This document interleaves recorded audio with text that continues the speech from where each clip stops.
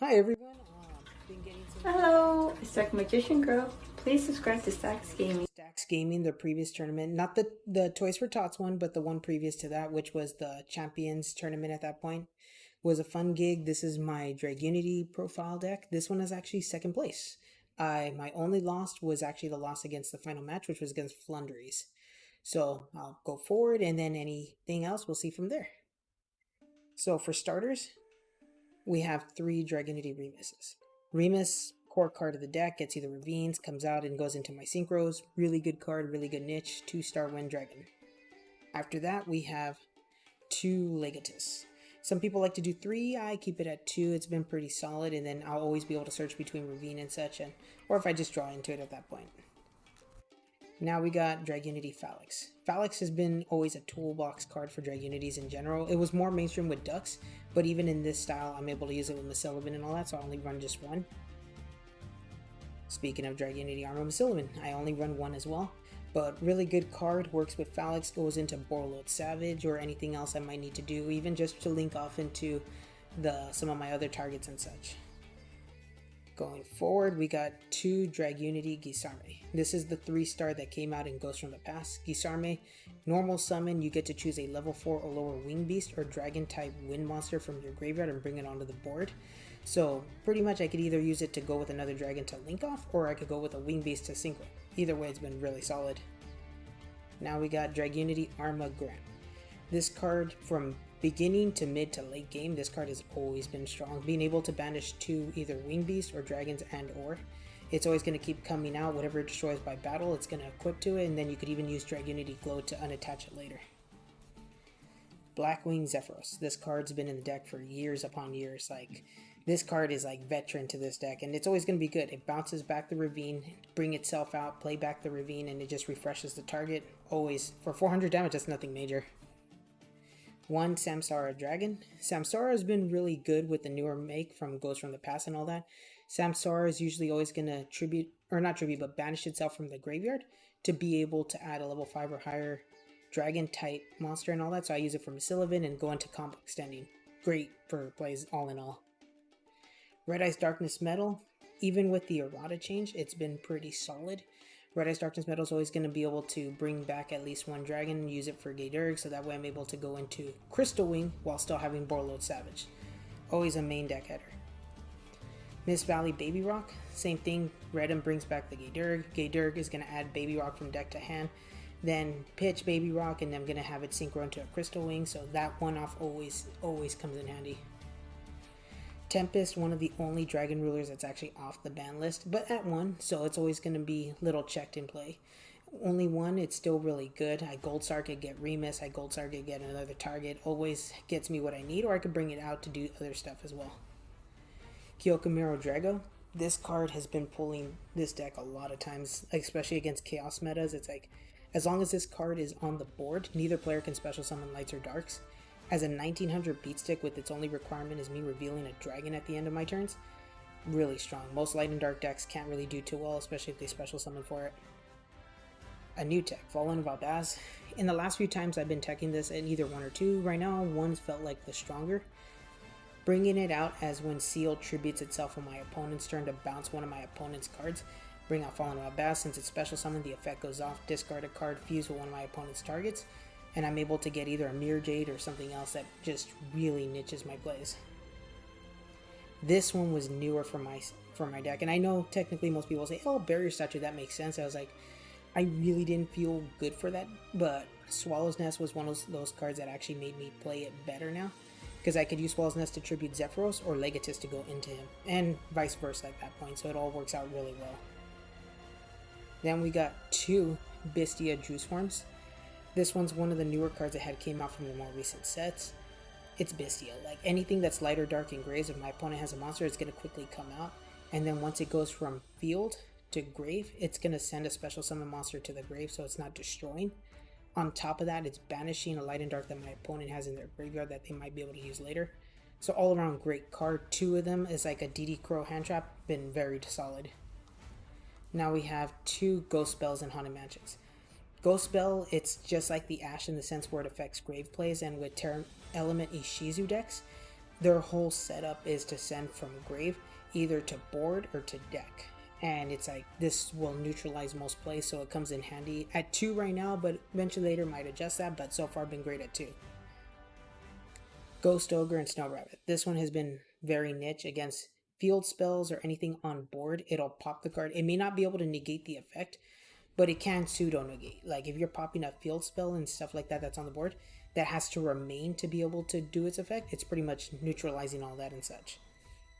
Only one Ash Blossom. Ash Blossom has been really good, but not every deck right now is doing from deck to hand. It's more from grave to play. So it's like Ash been doing to one, but it's still been pretty good altogether. Kashtira Unicorn. Kashtira Unicorn is actually a new tech I had gotten at the YCS out of a pack pull, and it's been actually really good ever since. It's a Wind Psychic level 7. If I control no monsters, I could special summon him. If my opponent does any monster effects or if he attacks, I'm going to be banishing one of my opponent's extra deck monsters that I choose face down, so it's essentially out of the game completely at that point. Been good all around. 3 Dragon's Ravines. So Dragon's Ravine is always going to be one of the core cards of this deck. From when you go Remist to Ravine, and then Ravine is either going to get Legatus or do something else. In general, always been a great card. Heart and Soul to Dragunities always. Another great card now is 2 Dragunity Glows. The Glows will always look for Miss Sullivan, so they choose a level 5 or higher Dragunity, which is fine because while they're in the grave, they could also banish themselves out to unattach a monster that's equipped to a Dragunity at that point. So essentially, I'm always going to have a target whether my Dragunity did it or Armorgram destroyed one of my opponent's monsters and equip that opponent's monster and go on so forth. Dragunity Divine Lance. I was always on the fence of this card for a good minute, but this card's actually been really good recently. For starters, it makes the Dragunity monster unaffected by traps, so if they imperm or stuff like that, I could go around it. But the best part about this card is the fact that I could get a Dragunity from my deck to the board, which goes around Ash and a couple of other effects, so actually pretty good all around. Dragunity Whirlwind. Whirlwind's been a really solid card for turn 2 plays, because more than likely if you're going turn 2, they're going to set up a board. You're going to do Whirlwind. Whirlwind is either going to go into a Black Rose or go into a necessary Synchro, or even just set up a board in case like you have need defense. It's been good all around. 2 Swallow's Nests. These are the ones I was talking about earlier. With Legatus, I could go into Zephyros, or I could use Legatus to go into Barrier Statue, whichever, like out of those 3, since it goes from the 4s. Obviously can't do Barrier Statue to Zephyros, but even so, it's like being able to tribute off a Winged Beast and then get one of the same level going so forth. It's like really good card all around. Gold Sark. Gold Sark has been really good because you go into Tempest, goes to Remus, all of that kickstarts combo, so it's just one of those cards that's just added in the deck that nets you all that your plays can start. Called by the Grave. So Called by the Grave has been really good, especially if it's your turn play. If you're doing it on your opponent's play, you're more than likely just going to be using it to minus one of their graveyard cards to banish out and then negate the effects of that card for the turn. On your turn, if they try to hand trap you, you Call by the Grave, so you're going to keep going on your play no less. Because a lot of these cards that I'm going forward are one-offs. Oh. Dark Ruler No More.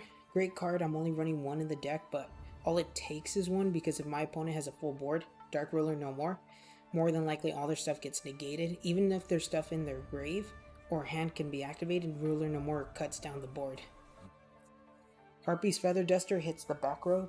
All around, it allows me to have the potential to not have to deal with their back row, especially if they have certain things that are just like neutralizing or controlling plays too much. Feather Duster can board wipe that back row really well. Okay, so now we're moving on to the extra deck so far. One of the key cards of the extra deck, Dragunity Nightgate Erg. Kicks off most of my plays. Once it comes on the board, it may not be a quick effect, but it's going to be once per turn, and since it's the original kind of once per turn, it's not once per turn by the name. So as long as I keep flickering him back and forth, he'll keep doing something. Gets the Winged Beast or Dragon to hand, and then pitch it, and so on and so forth. Dragunity Nigorma Forbear, and I'm sorry if I'm mispronouncing that. It's a 7-star. It's a great win target for this deck in particular. Once it comes out on the board, I could actually attach a Dragunity tuner from the grave to him, and usually it's going to be Gisarme. So Gisarme could unattach and they could go into a level 10 Synchro. Even if I don't do that, whatever's attached to him, I could actually send it to the grave as a quick effect to banish 2 targets in the grave. So he's actually been really good depending if I want to do control or overextend into another Synchro. If I overextend, it's usually going to be Ardenber.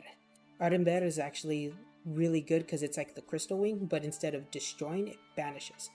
So at the cost of being able to banish one of my Dragunity monsters in my grave to do that ability, banishing my opponent's targets is really good. On top of that, whatever it destroys by battle gets banished as well. And if he gets destroyed, I'll be able to destroy their back row at that point. Borreload Savage, go with Mesillivan to Phalanx and go into him, and usually he's going to equip Romulus onto him. Great card. He's usually going to be a 36 beater, has 2 Boral counters. It's like, can't go wrong with it. As a negator, especially an Omni negate no less, it's actually really good. Then Crystal Wing.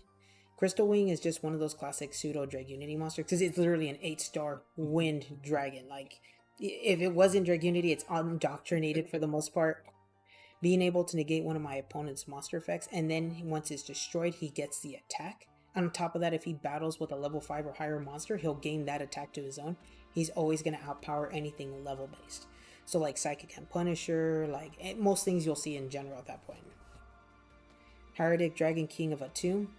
This card has been really essential for this deck because being able to overlay 2 level 6s allows me to go from Gaydurg to Mesillivan, overlay into him, and then he'll special summon either one last piece I need to finish my combo, or an extra piece like Armogram and all that. So if I go into Armogram, that means I already have everything else I need, and it'll go forward into the combo play I need. Dragunity Knight Romulus. And if you notice, these have been one-offs pretty much because my extra deck, beyond 1 or 2 cards, it's mostly just one-offs. So Romulus himself, he's the only one I'm going to be running, and the way Romulus works is that he's able to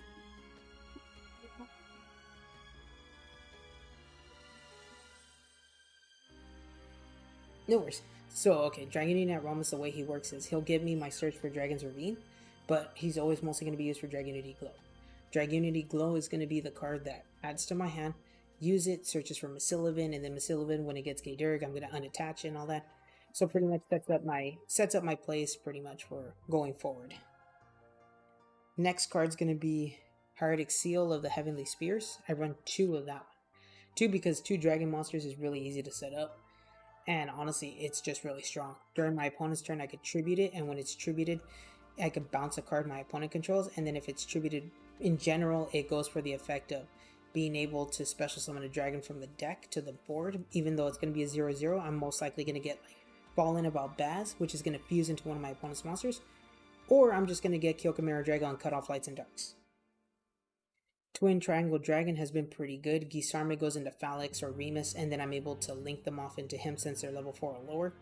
And when he comes on the board, I pay 500 life points, but I can special summon a level 5 or higher, I believe. And from there, I'm able to just like either use it for link material or just have a beat stick. It won't be able to attack that turn, but more than likely I could either bring out Tempest with Gisarme on the board and then synchro into a 10. Pretty much sets up other plays. Boral End Dragon was what I ended up going with. It's really good when I can bring them out, but as a Link 5 it could be a little hard. And the payoff is just the fact that he gets all the Boral's minor effects and then being able to attack every monster my opponent controls. Later on I might adjust what I have for him, but either way he was actually really strong in the tournament because I was actually able to use him to board break a lot of boards.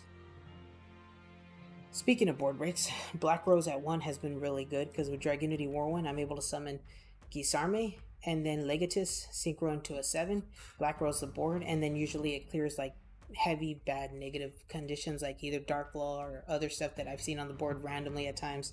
So even against rogues, it's been really set.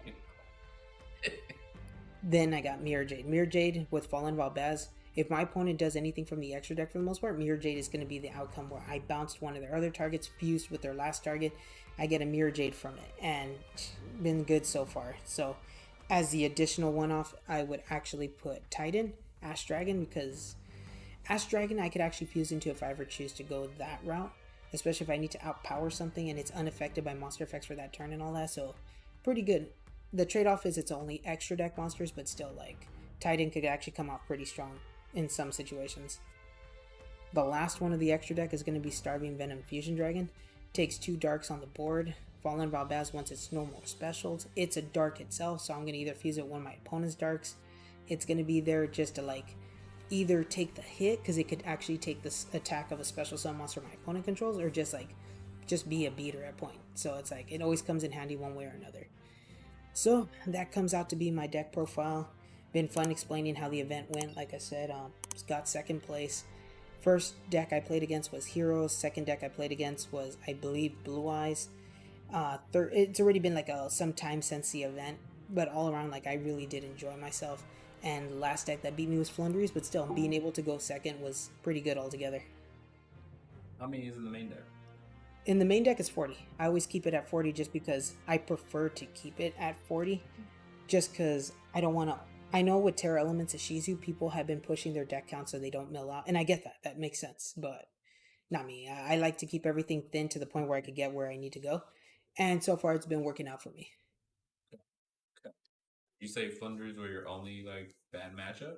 Yeah, because they're really hard to deal with. Like at the end of the day, Flunderies, even if they go first, they're gonna have a lot of control because they're gonna normal summon on your turn and their own turn at that point. And if you're going first, if they do shifter, like it's gonna unfortunately hurt my board more than half the time. And that's actually one of the things that did happen over there. So I did lose because of that. Thank you for that. No, thank you. Appreciated your time.